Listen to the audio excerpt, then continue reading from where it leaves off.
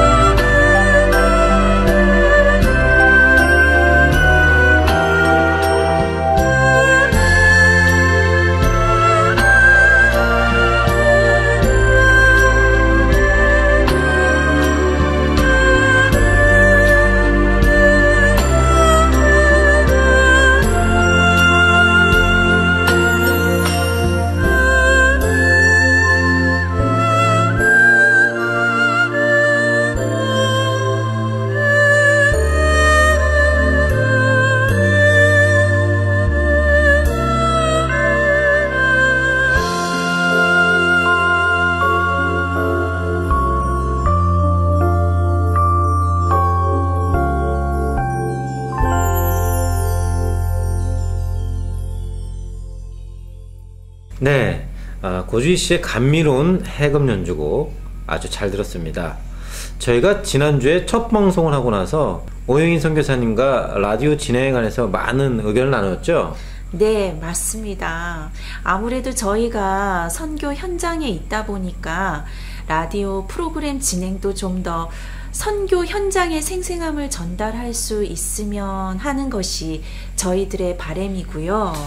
네, 그래서 앞으로 저희가 그 가급적이면 그 야외 스튜디오에서 진행을 하려 합니다. 뭐 이렇게 비가 많이 오거나 어떤 특별한 경우를 제외하고서는 그 야외에서 진행하려고 하고요. 뭐 야외 스튜디오라고 해서 뭐 거창한 세트가 있는 건 전혀 아닙니다. 네, 맞습니다.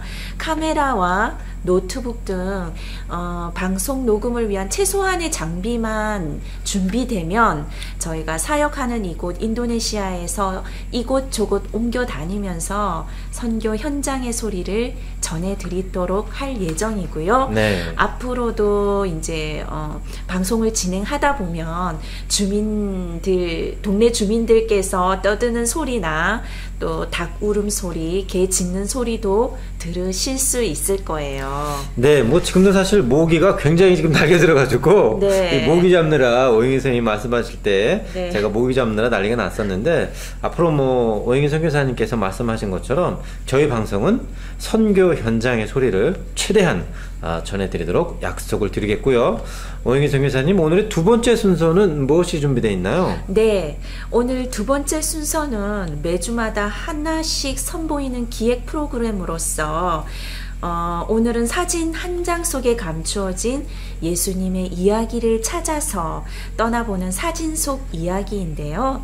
이 시간 첫 번째로 예수님의 발을 소개해 드리겠습니다. 네, 오늘 보여드릴 이 사진은 지난 2009년도에 이곳 인도네시아 쓰레기장에서 살고 있는 한 여자분의 발을 찍은 사진인데요. 맨발로 다니면서 찢기고 피가 나는 모습을 보면서 우리를 위해서 십자가 사랑을 베푸신 예수님의 발을 묵상한 내용입니다. 그럼 먼저 오영인 선교사님께서 묵상글을 나누도록 하겠습니다.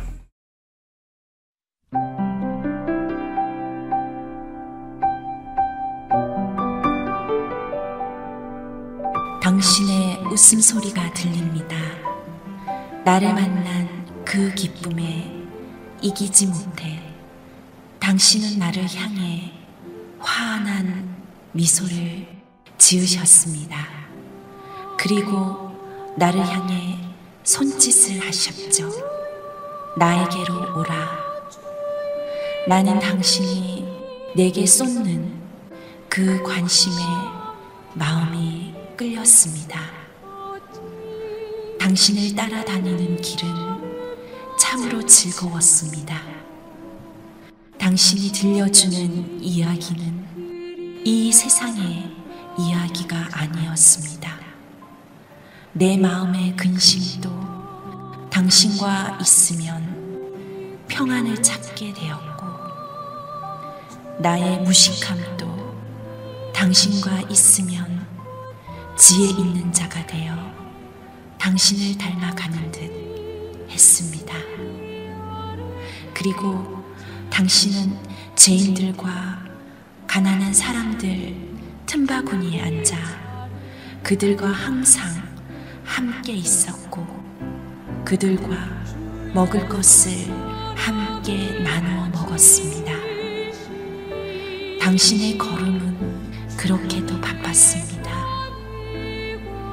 왜 그렇게 바쁘셔야만 했는지 당신은 많은 사람들을 만났습니다. 당신을 원하는 사람들에게는 반드시 찾아가셔서 그를 만나주고 친구가 되어 주었습니다. 키가 작고 못난 난쟁이인 세리장이를 만났을 땐 정말 싫었습니다. 당신이 갑자기 뽕나무에 앉은 그를 보며 그의 집으로 가겠다고 하실 때는 정말 이해가 가지 않았습니다. 그러고 보니 그 사람이나 나나 사람들에게 업신 여김을 당하는 것은 비슷했습니다.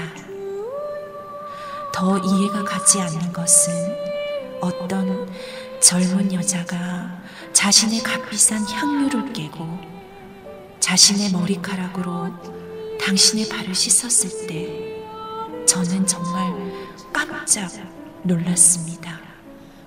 서민들은 감히 상상도 못할 돈인데 그 여인을 꾸짖지도 않으시는 당신이 이해 가지 않았습니다. 당신을 만난 수많은 사람들, 당신을 따랐던 수많은 무리들, 그들은 알았습니다. 당신이 구원자라는 것을, 눌려있는 나의 죄의 무게를 풀어주실 분이라는 것을. 그들은 무엇으로도 당신의 은혜를 깨달았기에 자신만의 예배를 드렸고 감사를 드렸고 믿음을 드렸습니다. 지금도 당신은 사람을 만나길 원하십니다. 직장 잃고 무거운 어깨에 가족들의 생계에 한숨 쉬는 아버지들, 늘어가는 카드빚 앞에 자살을 선택하는 사람들, 거리를 방황하며 흐린 눈동자에 삶을 비관하는 노숙자, 깨어진 가정 앞에 고아 아닌 고아가 된 아이, 이혼자, 미혼모, 홀로 된 독거노인. 당신은 이들의 눌림을 가지고 걸었습니다. 한 걸음, 한 걸음. 골고다를 향한 그 무게는 당신이 선택한 길이었고 사랑이었습니다. 이제야 이해가 됩니다. 옥합을 깨고 당신의 발을 보며 그토록 강벽과 감사의 눈물을 흘린 그 여인의 손길이 자신만을 위한 것이 아니라 우리 모두를 위한 당신을 향한 감사의 예배였다는 것을 나는 지금도 기억합니다. 그렇게 바쁘셔야만 했던 당신의 발이 나를 향한 사랑이었다는 것을.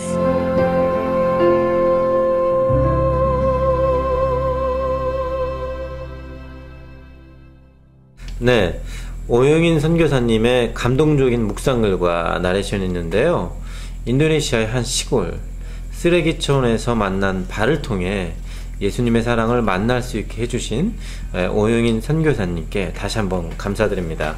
네, 우리 이 분위기를 이어줄 찬양 한 곡을 더 보내드릴 텐데요. 김수지 씨의 아름답게 하소서를 보내드리겠습니다.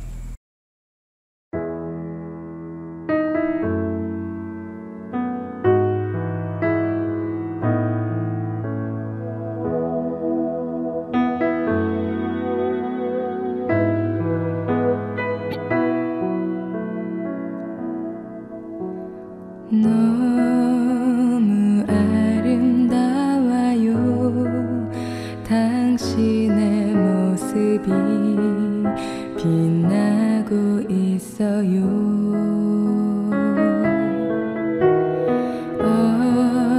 어둡고 지쳐있던 예전의 모습은 찾을 수 없네요. 당신의 맘 깊은 곳에 주님이 찾아와 소망을 밝히고 엉망인 죄의 사슬을 사랑으로 부사 자유케 하셨네.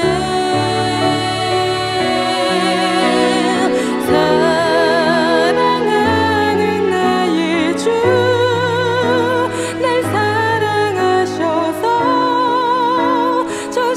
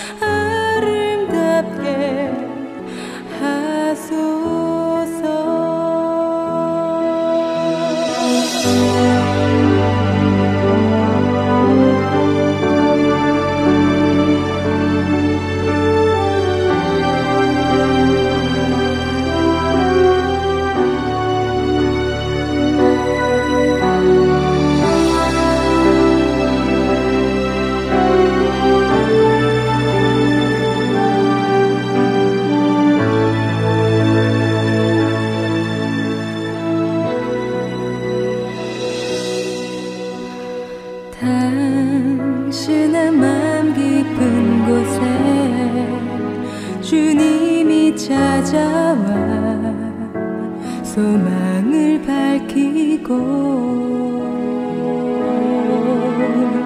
얽매인 죄의 사슬을 사랑으로 부사 자유케 하셨네.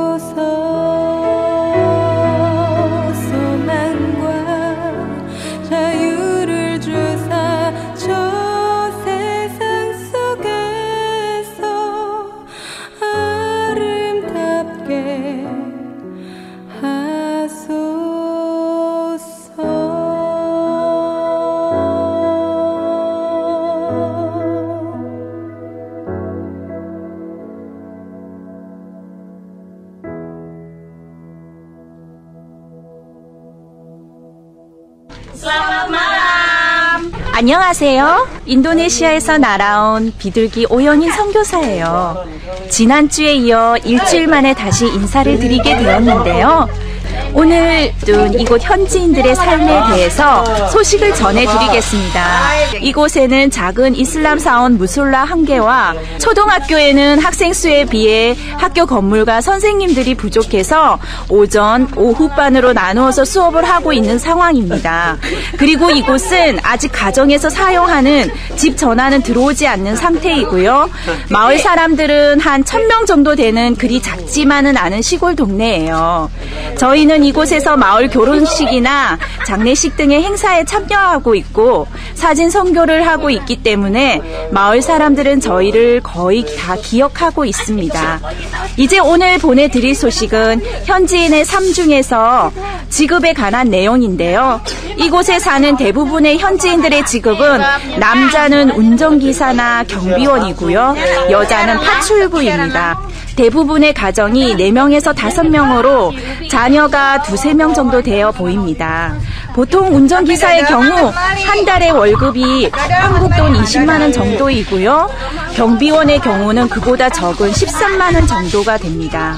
또한 여자 파출부의 경우는 한 4만 원 정도로 매우 적은 금액인데요. 그래서 요즘 공장 같은 곳을 많이 가려고 하는데 이마저도 들어가기가 쉽지가 않다고 해요. 이렇게 해서 받은 월급은 고스란히 이곳저곳 다 지출이 되는데요. 보통 방 한 칸에 부엌, 화장실로 구성된 일자형 월세방이 한 달에 5만 원 정도가 되고요. 이들의 필수 이동 수단인 오토바이 할부가 한 달에 7-8만 원 정도? 그리고 이곳은 물이 좋지 않아서 꼭 생수를 구입해야 하는데 거기에 드는 생수 구입 비용과 쌀, 그리고 전기세, 자녀 학비 등을 내고 나면 실상 이들이 저축할 수 있는 금액은 전혀 없게 되죠. 게다가 보통 오토바이 할부가 4년에서 5년 정도인데요. 할부가 다 끝나고 나면 오토바이가 더 이상 탈 수 없는 상태가 되기 때문에 다시 새 오토바이를 할부로 사야 하는 악순환이 반복되는 것이죠. 그래서 이들이 현 상황을 벗어나기란 도저히 불가능해 보입니다. 때문에 자녀들에게 가난의 대물림, 직업의 대물림이 되고 있습니다. 특히나 멀리 타지에서 온 사람들은 보통 몇백 킬로미터를 오토바이를 타고 이동하는데요. 멀게는 700km 이상 되는 거리를 오토바이를 타고 며칠을 걸쳐서 이동한다고 합니다. 많게는 오토바이 한 대에 5명의 가족이 다 타고 가는데요. 오토바이 뒷칸에는 선물 보따리를 가득 싣고 엄마 등에 한 아이, 엄마 가슴에 또 한 아이, 그리고 한 아이는 아빠 앞쪽에 앉아서 밤새 이동을 하는 것이 이곳에서 일반적인 귀향길 모습입니다. 얼마 전에는 오토바이를 타고 가면서 아이에게 젖을 물리는 엄마를 보고서 깜짝 놀란 적도 있었어요. 또한 귀향길 기간에는 워낙 먼 길을 가기 때문에 오토바이 사고가 많이 나기도 한답니다.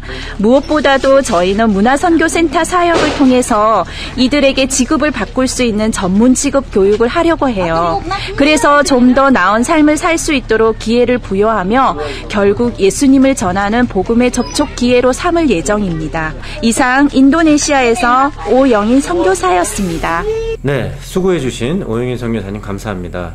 좀 전에 그 선교 리포트에서도 말씀하신 것처럼 이곳도 그 직업이 적당치 않아서 현지인들의 삶이 아주 어려운 상황인 거죠? 네, 맞아요. 좀 전에도 선교 리포트를 통해서 전해드린 것처럼 보통 남자는 운전사 그리고 여자는 파출부로 일을 하고 있는데요. 사실 뭐 그들이 한 달 일을 해서 받는 월급이라는 것이 한국이나 미국에서 사시는 분들, 가족들 한 끼 외식비 정도 되는 비용이라고 보시면 되고요. 그래서 저희는 문화선교센터를 통해서 이들에게 맞는 좀 더 나은 지급 교육을 하고자 하는 것이죠. 그렇죠. 동남아시아 현지인들이 다들 그렇다고는 하는데요. 이곳 현지인들도 좀 이렇게 어떻게 게으른가요? 네, 그래서 사실은 지급뿐만 아니라 이들의 어떤 마음가짐이랄까요? 그런 것들도 함께 변화시킬 수 있는 그런 일들도 필요한 것 같습니다. 네, 그것이 바로 또 우리가 이들에게 예수님을, 복음을 전하는 이유가 아닐까 생각이 되는데요.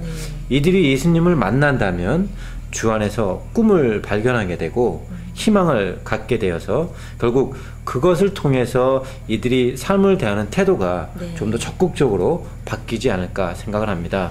뭐 이곳에 있는 분들에게 뭐 저희가 그 가끔씩 사역지에 가서 젊은 친구들이나 젊은 청년들에게 이렇게 꿈이 뭐냐고 물어보면 선뜻 대답을 못 하더라고요. 그렇죠. 예, 뭐 사실은 지금 이렇게 살아가는 인생도 그 피곤하고 어렵고 힘든 가운데 있다 보니까 어떤 내일에 대한, 미래에 대한 뭐 꿈을 갖는다는 것은 이들에게는 좀 사치가 아닐까 그런 생각도 들기는 합니다. 네, 그러면 또 오늘 그 선교사님 리포트의 그 마음을 또 담아서 오영인 선교사님께서 준비한 찬양이 있으시다고요? 네, 이곳에 사는 무슬림들이 주님을 만나기를 바라면서 준비를 했습니다. 올레이셴스의 나의 평생에를 전해드리겠습니다.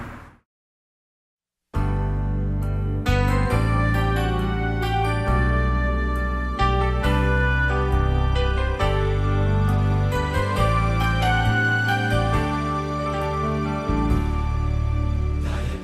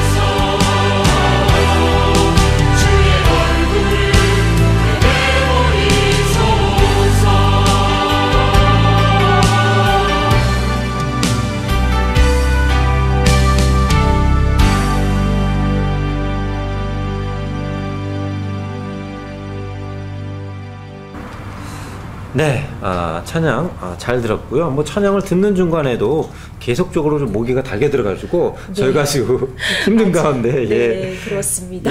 진행을 하고 있는데 이것이 뭐 또 선교지의 또 재미라면 또 재미 아닐까 싶은데요. 네. 근데 벌써 또 이렇게 저희가 헤어질 시간이 아쉽게도 벌써 다가왔네요. 네, 오늘 저희들과 함께한 시간들이 청취자 여러분들에게도 즐거운 시간이 되셨길 바랍니다. 네, 아마 뭐 청취자분들께서도 좀 색다르면서 좀 재미있는 시간이 아니었을까 생각이 들고요. 선교는 절대로 혼자서 이루어지는 것이 아닙니다. 네, 그렇습니다. 청취자 여러분들께서 저희의 선교 사역을 위해 많은 기도 부탁드리고요. 저희의 선교 소식은 인터넷 홈페이지 www.culturemission.net으로 접속하시거나 포털 사이트 다음에서 문화 선교를 검색하시면 만나보실 수 있습니다. 네, 아까도 좀 전에도 말씀을 드렸지만 선교는 절대로 혼자서 이루어질 수 없습니다. 네. 저희들이 이렇게 선교 현장에 있지만 이렇게 기도로 또 관심으로 여러분들께서 함께 참여해 주실 때 또 하나님의 놀라운 역사가 이곳 90% 이상이 무슬림인 이곳 인도네시아 땅에서도 동일하게 이루어질 거라고 저는 생각하고 있습니다. 때문에 여러분께서 저희 복음방송을 통해서 또 저희들의 이 방송 청취를 통해서 늘 기도해 주시길 바라고요. 지금까지 자리를 지켜주신 청취자 여러분들께 다시 한번 감사의 말씀을 드리면서 이상 인도네시아에서 나온 비둘기의 박만호 오영희 선교사였습니다. 감사합니다. 산파이 난티